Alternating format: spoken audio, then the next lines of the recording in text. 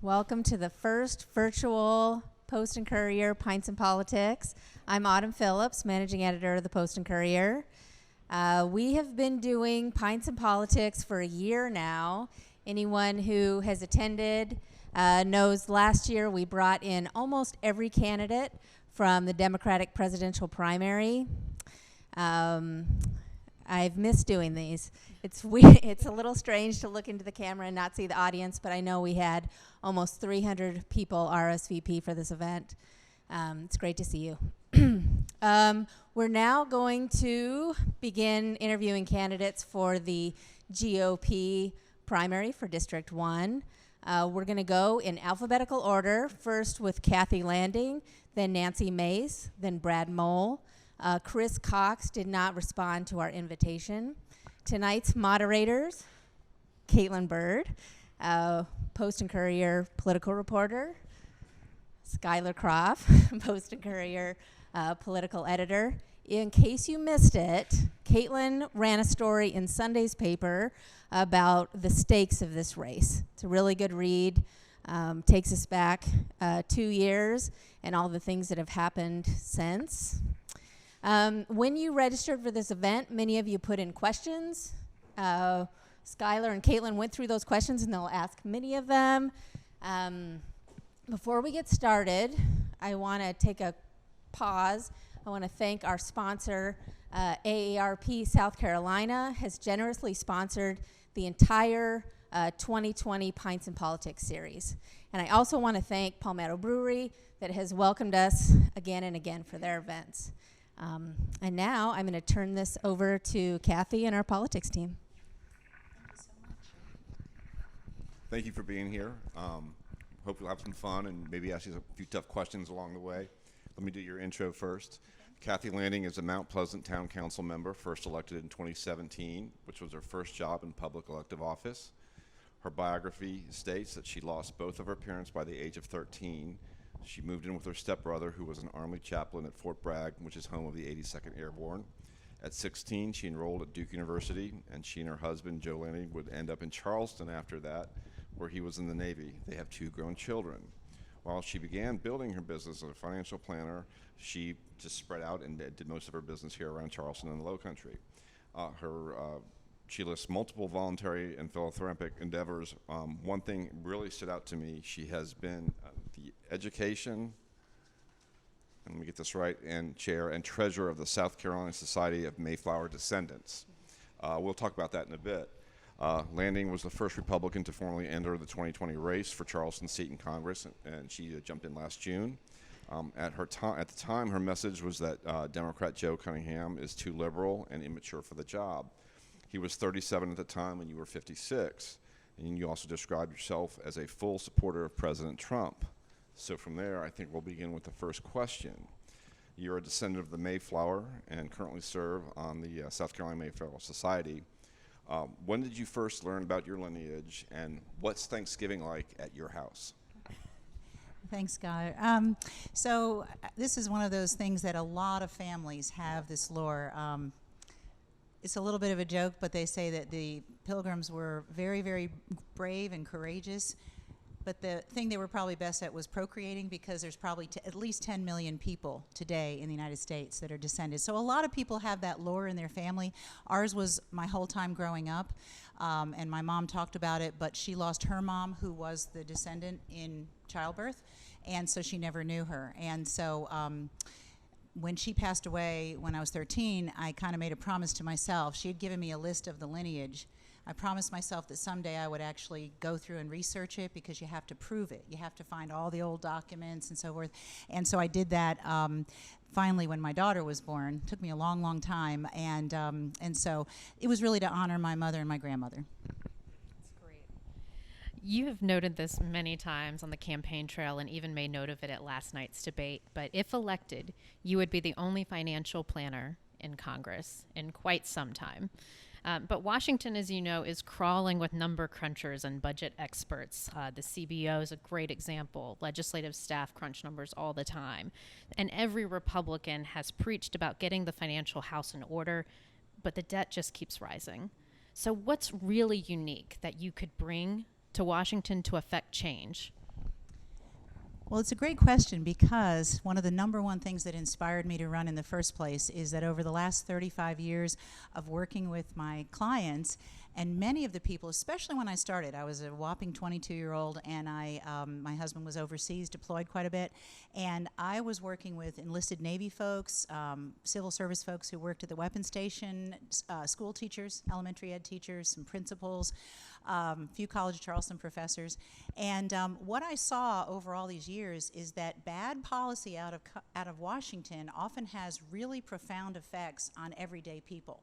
And that's not what you hear about the most. Most of the time what you hear in the news is how it affects companies, how it affects the stock market, how it affects this or that. Well, I saw real people that were being affected. So I think what I will bring to the table differently, other than being able to number crunch, being able to think outside the box, I have years and years of experience of working with all different types of businesses, all different types of families, and I think I'll be able to bring a fresh perspective on how this really impacts people and why it's important that we get it right and that we do it the right way and not just vote on these things that, you've got these 1,500-page things that you're supposed to vote on in 2 days. That's not really the way to solve problems. So I think I'll bring a different perspective that hopefully will help get it right the first time. Given the recent pandemic that we're in now, what would you differently in Congress to address such a crisis if we were to find ourselves in this situation again? So this is something that I brought up last night, and I've brought it up to Charlie James on an interview, and I brought it up in several other venues. Actually, right after the president started talking about having to shut things down. I'm the economic development chair in council, and so I'm very closely associated with a lot of the businesses. When I say closely, I mean I listen, I talk, I hear.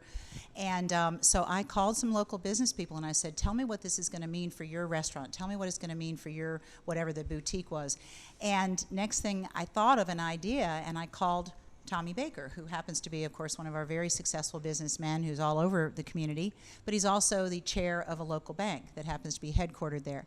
And I said, what do you think of this idea? And I'll use the example again because I love visual aids. It makes it so much simpler for people. So George Bailey standing there in It's a Wonderful Life with $3,000, and we've just had the run on the bank. And he's standing there and he says, how much do you need to get you through until the bank opens? And the idea was that people would each share and be able to get through it, and the first guy immediately wants every penny out. And then the rest of them get it. They realize, okay, we've got to make this last. So they each take just what they need.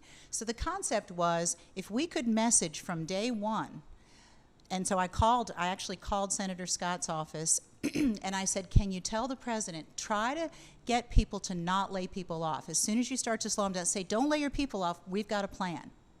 And then we'll get that plan through quickly. So the idea was, if we could have provided just enough money so that people could get from week to week or every 2 weeks payroll from their local bank, we would have been able to probably spend considerably less money. Now, I did the math on it. Imagine 30 million extra people are on unemployment right now. $20 an hour is the number I used, just to pick something that was relatively easy math. And for 10 weeks, if we backstopped that and gave it as a grant, we literally would have been around $240 billion, about 1/8, less than 1/8 of the original $2 trillion plan. Just imagine the morale in our country right now if we didn't have anybody laid off because of this coronavirus.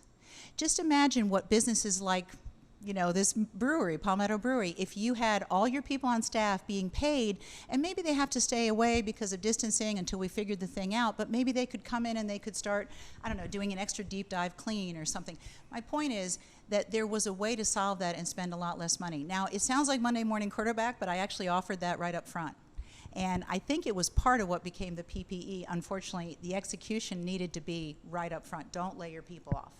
So that was kind of long-winded, but I just wanted you to know that today I think the number one thing we need to do is, wherever possible, let people get back to work, and do it with masks if needed, do it with, obviously disinfecting, do it with distancing, but let's get as many people back to work as possible, because really that's what people want. They want to get back to their lives. And now we're going to actually turn to our AARP South Carolina question of the day, our sponsor of this event. And they're very curious for their members to find out this. The out-of-pocket cost for prescription drugs for older South Carolina residents continues to rise. What is your plan to reduce the cost of prescription drugs? This is a many, many faceted situation, and I believe strongly some of the number one problems right now with our healthcare system in general is we don't have nearly enough competition. So 3 of the things I've brought up numerous times, which will affect all healthcare, including pharmaceuticals, are we need to actually have more competition in, for instance, insurance companies. So that's the first place to start. For some reason, and I know it must have to do with lobbyists and big companies, for some reason, we have not seen the ability to have interstate competition among insurance companies. And so this is a roundabout, but it definitely affects all of it. If we had more competition where small companies, as an example, could compete across state lines instead of having to have a separate administration in every single state, it could dramatically increase the number of companies that could participate and therefore drive costs down. So first of all, driving the cost of the insurance that covers people's prescriptions and so forth. The second thing is we do need to have a lot more transparency in where charges come from, including charges for, prescriptions. Think of that horrible situation when the EpiPen thing, and we found it was $600, some outrageous amount for something that had already been out for a long time. We need to have, it is reasonable for companies to make money if they did all the R&D. It is not reasonable for these prices to be outrageous forever and ever. And when I hear about some of the costs on some of the cancer treatments and many other things, it blows your mind. So we need to have a system that makes it much more fair how people are being charged. Insurance companies look at your bill and then they come up with a number that's reasonable and customary. Why isn't the charge reasonable and customary? Why doesn't it start that way? And you might say, well, how do you do that? Competition. So things like the transparency, I know this has been tweaked around the edges and the president's tried to do some of this, but I think the number one thing we need to do is just introduce a lot more competition, make it a little bit, we need to do all the safety things that FDA does, but we also need to make sure more of the companies can participate and compete. And then finally, I do think we need to do something about our overall healthcare system. Unfortunately, this cost just keeps skyrocketing. And so the original intention of covering more people is great, and we need to continue to do that, but we definitely need to make it a lot more competitive and bring those costs down. Right now, 15% of federal government spending is on the military. We exceed China 3-1. We exceed Russia by 10-1. Is our defense spending too high, too low, or just right? And if it is too low, what specific government programs would you seek to cut to refund military spending? And if it's too high, what would you cut out of the Pentagon? It is, without having a complete look at the budget, and hearing from the people, I mean, it's not a freshman congressman or even an experienced congressman coming in who says, hey, you're spending too much on defense. It's the generals, it's the admirals, it's the people that are running things that really know what the issue is. There's no doubt in anybody's mind that there's wasteful things. We all hear about the hammer that someone paid $500 for and some of those stories. I do know that the U.S. Government Accountability Office puts out a list every single year of overruns, waste, and redundancies. So I think not just with the military, but with other aspects of federal agencies. I've also seen a number, I've Googled this several times, I've found different numbers, but there's at least 600 agencies and federal sub-agencies of the federal government. So there's bound to be a lot of overrun and waste there, and maybe some of it's in defense, but I think overall the most important thing, you can't take the number and say this is what Russia has, this is what China has, this is what we should have, because we have to be the strongest in terms of our military, because by far the best way to have a strong security is to have a strong defense. It puts us in a position where nobody's going to test us. So I would not want to sit here today and say it's too much or too little. I think it's more important to listen to what our generals and admirals and those folks running things need. But I definitely think there's probably room for trimming some places and probably increasing in others. I also think we need to make sure we can do everything possible for our veterans, because oftentimes they're the ones, because they're already out of the military, somehow they get forgotten or left behind, and that's criminal. They need to be protected no matter what, because they were the ones that gave that. Well, a lot of them gave their lives, but those that are here, the veterans that are with us, a lot of times have injuries or ongoing things. So we need to make sure we protect them. So. Could I just ask a quick follow-up? In terms of those duplicitous agencies, have you noted any that you specifically would say this is a duplication of services? Have you pinpointed any specifics already? Because I know you've talked about this report at length a couple of times, if not many times on the trail. Yeah. So I have not actually started saying, here's where I would cut and here's where I would cut. I think it's a little premature for me to be at that point. I can tell you where I have worked very hard in my current job on council to make sure that we not only continue to have a balanced budget, we take care of all the services that our folks need, and we also pay for things without having to raise taxes. And I have actually fought back against tax increases 4 times and still found a way to help make sure we pay for things. So I think that although that's a microcosm compared to the federal government, I think in this case things like the, actually back in 2010 there was a study done called the Simpson-Bowles report, and a lot of time and effort was put. It was bipartisan. And after it was completed, it was put on a shelf. I did pull that out. I did take a look at it. There are some very good ideas in there. I'm not sure I would agree with everything in there, but I think there are some good ideas. But I think the timing was bad, because at that point our economy was still so weak that if we had tried to do a lot of those things, it could have been extremely disruptive and made us even a greater chance of going back into a recession. So hopefully as we pull out of coronavirus and its impact and our economy gets stronger, then we'll be in a much better position to actually start looking at where we can cut.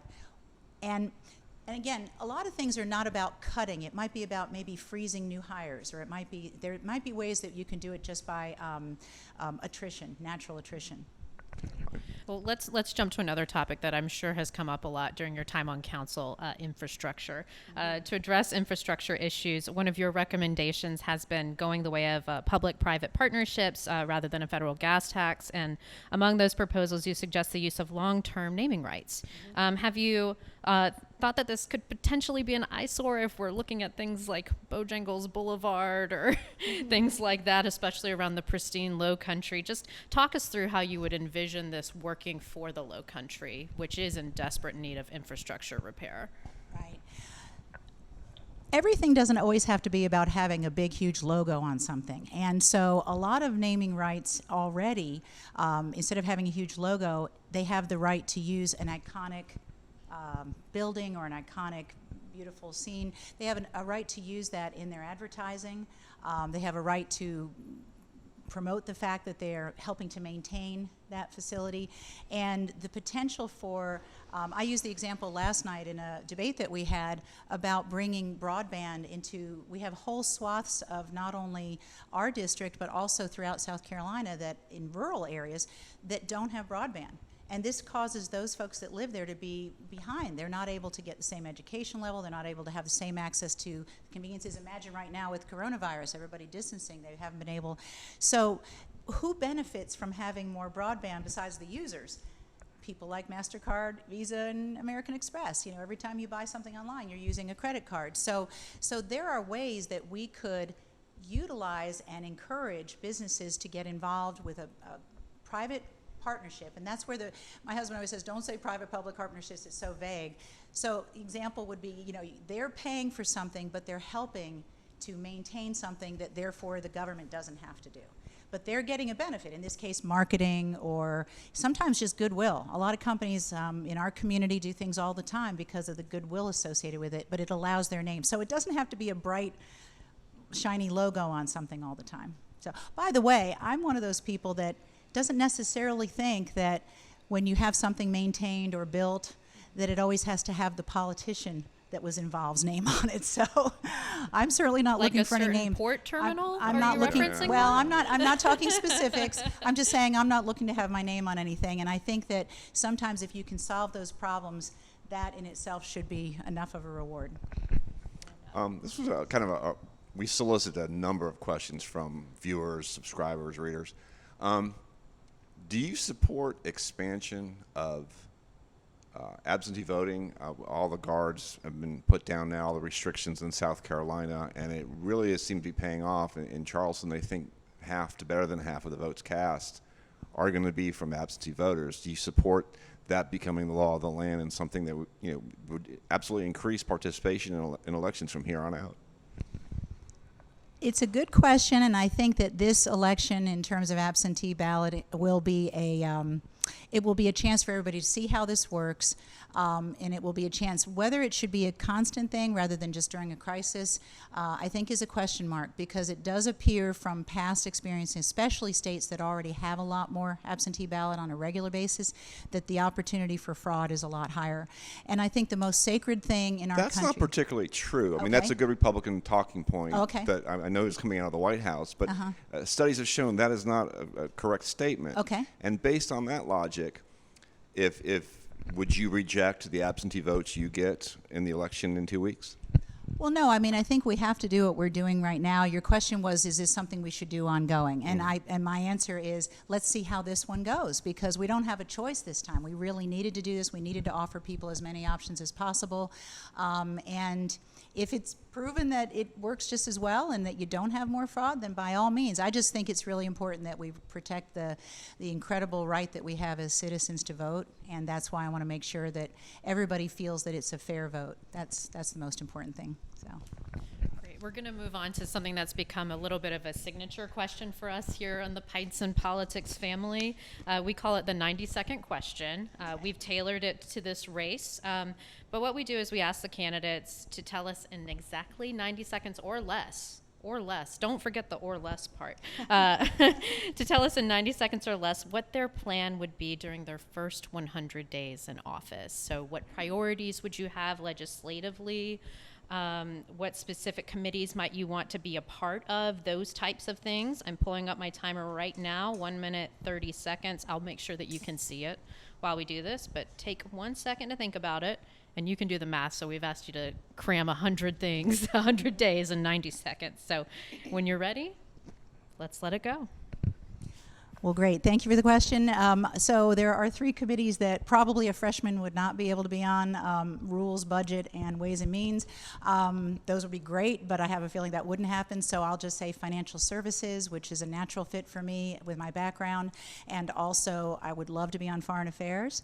I have a lot of interest in what we're doing, and that's extremely important, especially how we're dealing with China. It's extremely important right now for people to have some background, and I've done some work on that already. I will say our current congressman is on Veterans Affairs, and that's also very important to me as a veteran's wife and daughter and so forth and so on. But so what are the first few things? One, we definitely need to get a budget. So whatever budget is already on the shelf that hasn't been negotiated, it needs to be brought off the shelf, and I would work extremely hard for us to start getting that done. The second thing, and it needs to be negotiated, and then it needs to be passed. We need to pass a budget, have the president sign it. We need to make sure. The second thing I would love to do is I'm going to propose term limits. I know everybody tries it. I'm going to do it too, but I'm going to try harder. I've already signed a term limits pledge because I do not think people should go to Washington for a lifetime career. It should be something to bring your best energy, your best ideas, work hard, and see what you can get done. And then you'll get reelected if you want to, if you do a good job, but don't make that your priority. And then the third thing is I would definitely, oops, I'm almost out. Oh, you got 5. The third thing would be, I think we need a bill that says all bills will be short and to the point and solve the problem at hand, and not these gigantic things. I didn't get the or less part right.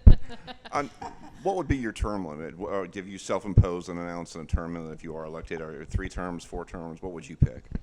Well, I'm not so bold as to first of all say that I would even have more than 1 term. I think you get up there, you do a good job for people, and then the people will tell you whether you're doing a good job or not.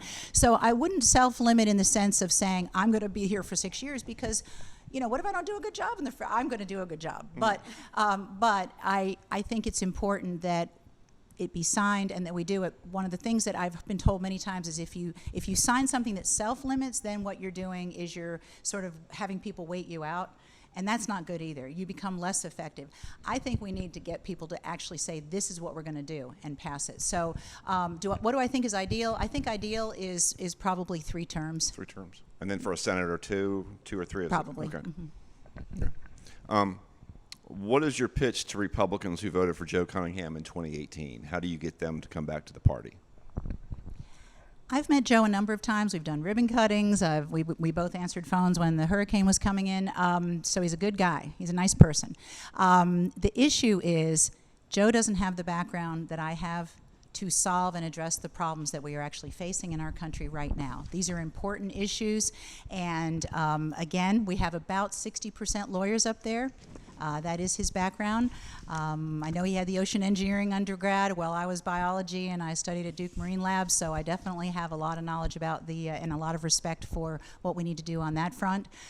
So I believe that what I bring to the table that's different is a much, much longer term knowledge of the 1st District. I've worked all over this district from the day I came here as a Navy wife at 21 years of age. Even when we moved away for a while, I still was coming back all the time because my clients were here. I think I can bring those important things. But the number one thing is we need a budget. We need to solve Social Security, Medicare, and Medicaid so that they last for generations to come. We need to deal with a lot of things that are threatening our long-term security, and I have the background to help with those issues. All right, well, let me say this has gone a lot faster than we envisioned, so we're moving right along very quickly. We're going to let Caitlin do one more question, and then maybe we should do a wrap-up, and we're going to go right into our lightning round, which is usually a lot of fun, so we'll go from there. Yes, and we'll try to keep it snappy. What have you done during your campaign specifically to gain support from minorities and broaden the Republican base? Well, what I said last night, because this came up a little bit then, is it's so important that people recognize that everybody pretty much wants the same things. I mean, we all want to have a job. We want to be able to feed our families and take care of them. We want to be able to have liberties and freedoms. So I don't think it's necessarily different than other things, but I know in my work so far, in both the campaign and even in council, is meeting with folks who are business owners and leaders in their areas. And so a good example are folks that own a wonderful business, Askew. Craig and Tim and Pearl Askew are friends, and they're wonderful folks. I've gone and met with them. I've listened to them. I've heard what their concerns are, how their concerns might differ a little bit just because they were their property was an unincorporated part of the community. And we've dealt with some of that already to help make things better for the future. Also, folks like John Wright, who is the head of the African American Coalition, the council here, and he and I ran together. So we got to know each other very well, have a very strong respect for each other and each other's passion about doing the right thing. And so he's given me a lot of good insights. And also we've had events for young people, and it was not specific to people of any race. It was anybody that wanted to come from College of Charleston. We've done things with College of Charleston folks. We've done things at Charleston Southern, and we've done things at the Citadel. And so I think the number one thing, and then the other thing I did do is I did have a lot of meetings with pastors, and pastors throughout the community. Some were evangelicals, some were more mainstream Baptist, Methodist, and I also had some AME church folks. And there was one that actually works with a lot of Hispanic community folks. So that's probably the main thing I've done. I've also been involved in a lot of things that I've always done, which is food bank things and so forth. But I mean, I don't do that for the camera or for campaign. I've always done that. So. All right, well, we're going to have to wrap it up here. So we would encourage everyone to follow Pints and Politics and our Palmetto Politics newsletter. It comes out every day in your inbox at 8:30, so please be sure to register for that. We're going to go to our lightning round real quick, too. So Super fast. Super fast. Sorry. Sorry. Yeah, super fast, short answers. First question, who is your Democratic and Republican hero? My Republican hero is definitely Ronald Reagan. Democrat, okay. Wow, okay. I'm having a hard time saying who that would be. I'll say that I absolutely loved some of the initiatives that President Kennedy did, like the Peace Corps. I think that was amazing. The strength that he showed during the Cuban Missile Crisis. So he's, there's a lot of history now behind things, but I think those couple of things he really showed that he had great leadership. And really, FDR did some great things during a very tough time, but we also have things I didn't agree with. So, but that would be the two, I guess. What was the last book that you read outside of a religious text? Wow. Okay. I read all the time, but I haven't had a lot of time lately. Let me think. A book that I read not too long ago and loved was a book called Same Kind of Different as Me. Really fabulous story, and that spoke to me quite a bit.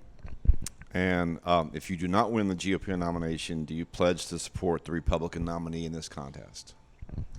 It is very, very important right now that we get in a position that we can get a lot more things done and not have obstruction for the next 4 years. So the answer is yes, I will do what I can to make sure we have a Republican. So. Great. Thank you so much for joining us for this. And all of you at home, thanks for sticking with us, and stay tuned for the next batch and the next round of candidates. Nancy Mace will be coming up next.